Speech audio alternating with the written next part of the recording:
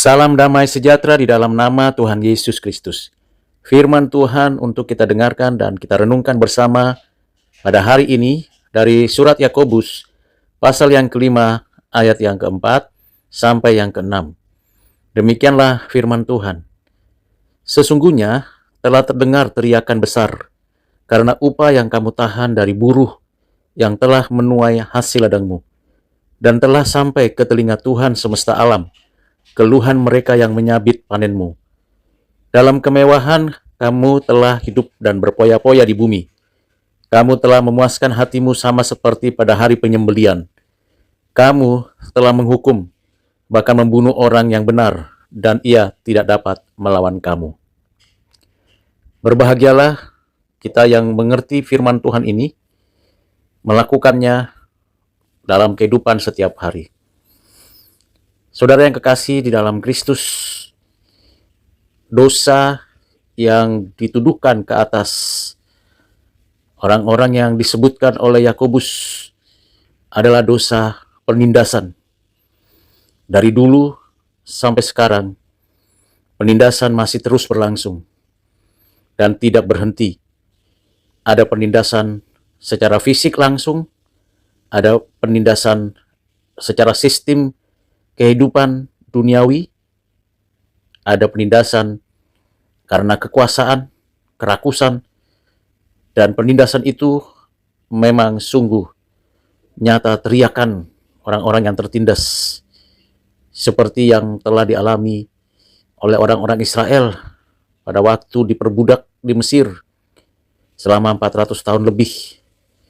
Bahkan karena ada upah yang ditahan, sehingga kemiskinan, kesusahan hidup mengiringi hidup dari orang-orang yang ditindas tersebut. Sementara itu orang-orang yang memiliki kekayaan juga memiliki kekuasaan, dan mereka di dalam keadaan berdosanya menyalahgunakan kekuasaan itu untuk menindas mereka yang bekerja, dan yang bekerja itu hanya dianggap sebagai mesin, sebagai alat, sebagai pemuas kehausan kebutuhan mereka. Mereka mempekerjakan orang-orang miskin, orang-orang yang tidak berdaya. Sementara orang-orang kaya itu hanya membutuhkan tenaga orang miskin. Apabila sudah waktunya tidak lagi dipakai, akan disingkirkan, diasingkan, dan tidak berguna lagi. Pada waktu mereka bekerja, orang-orang miskin itu membutuhkan upah dari orang kaya, tetapi mereka tidak dapat mencukupi kebutuhan sehari-hari. Sandang, pangan, papan tidak terpenuhi. 9 bahan makanan pokok tidak terpenuhi. Kemiskinan terstruktur dan masif terus terjadi dari satu generasi ke generasi berikutnya. Orang-orang kaya itu tidak peduli lagi akan nasib kehidupan dari orang-orang miskin, karena mereka dengan sengaja, dengan sadar membangun sebuah sistem duniawi yang menahan upah para pekerja, tidak membiarkan para pekerja itu hidup layak, hidup sejahtera. Orang-orang kaya itu yang berkuasa, mereka mengeruk keuntungan sebesar-besarnya dari orang-orang miskin. Mereka tidak menggenapi kesepakatan seperti yang seharusnya. Yang tadinya kontrak terhadap para pekerja sudah dibuat sedemikian baik di awalnya, tetapi berikutnya adalah kejahatan, penindasan, dan orang-orang miskin berteriak kepada Tuhan, Tuhan, berapa lama lagi? Kyrio Sabaoth, ungkapan yang sering digunakan dalam perjanjian lama. Kyrio Sabaoth, ketika umat Allah tidak berdaya membutuhkan perlindungan. Orang-orang kaya tidak mengabaikan lagi suara Tuhan. Mereka tidak menggubris Tuhan semesta alam. Mereka merasa diri sebagai Tuhan. Dan seharusnya mereka tidak menindas, tapi justru bertindas. Orang-orang miskin berseru karena ketidakadilan, karena kekejaman. Penindasan kekuasaan, penindasan sejenis itu terus berlangsung. Dari zaman ke zaman, bahkan di kelompok komunitas yang mengaku Kristen, yang mengaku beragama, yang mengaku bermoral, berpendidikan.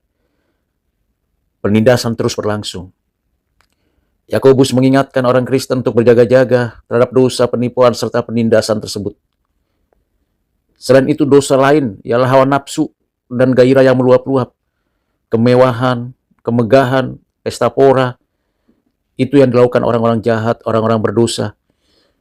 Itulah sebabnya Allah mengingatkan kita untuk tidak melakukan tindakan yang begitu rupa kejahatannya. Kita bisa menikmati kesenangan yang Tuhan karuniakan, tetapi bukan untuk pemuas hawa nafsu dan keinginan daging.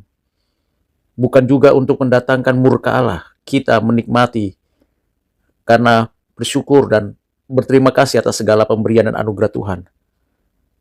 Dosa-dosa hawa nafsu membuat mereka yang berpesta pora lupa bahwa hari ini, besok sudah lenyap seperti rumput.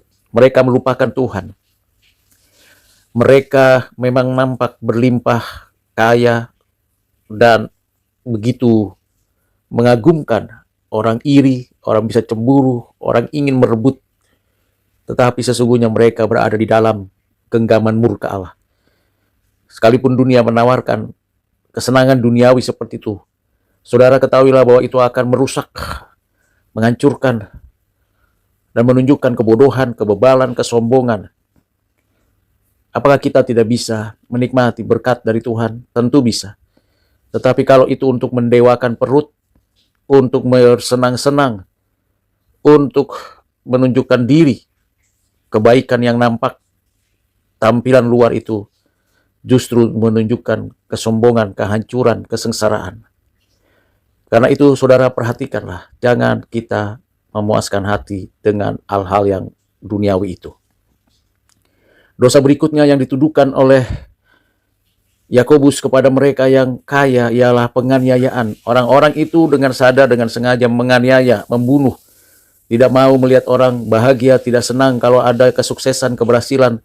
Mereka terus berusaha menindas, menyingkirkan dengan berbagai cara, sehingga mereka tampak tidak adil.